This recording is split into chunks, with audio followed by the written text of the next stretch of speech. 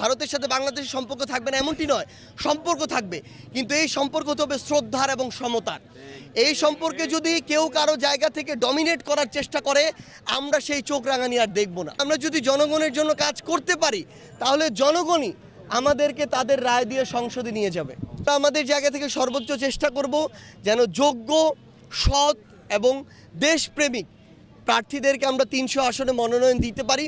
লক্ষ্য আমাদের 300 আসন আমরা সর্বোচ্চ চেষ্টা করে যাব, তবে এটি বড় একটি চ্যালেঞ্জ। আগামী যদি 1 বছরের মধ্যে আমরা শুনতে পাচ্ছি যে ইলেকশনের কথা, অন্তর্বর্তীকালীন সরকার থেকে ডিসেম্বর জানুয়ারির কথা বলা হচ্ছে, এটি অবশ্যই আমাদের জন্য বড় একটি চ্যালেঞ্জ যে 300 আসনে আমাদের যে বিভিন্ন প্রার্থী যে রয়েছে তাদেরকে মনোনয়ন দেওয়া। ভারতের সাথে বাংলাদেশের সম্পর্ক থাকবে না এমনটি নয়, সম্পর্ক থাকবে, কিন্তু এই সম্পর্ক তো হবে শ্রদ্ধার এবং সমতার। এই সম্পর্কে যদি কেউ কারো জায়গা থেকে ডমিনেট করার চেষ্টা করে, আমরা সেই চোখ রাঙানি আর দেখব না।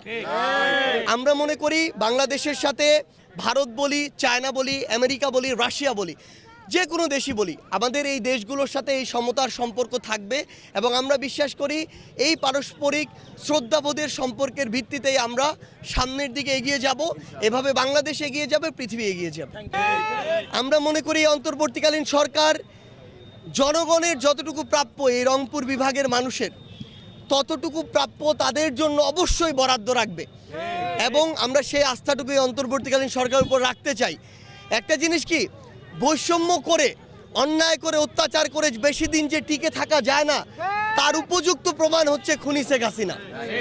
সেই জায়গায় আমরা প্রত্যাশা করি যে আমাদের এই বাংলাদেশের জন্য যতটুকু কন্ট্রিবিউশন এবং এই উত্তরবঙ্গের মানুষ, রংপুরের মানুষ যতটুকু তাদের প্রাপ্য, ততটুকু যেন এখন থেকে আমরা পাই।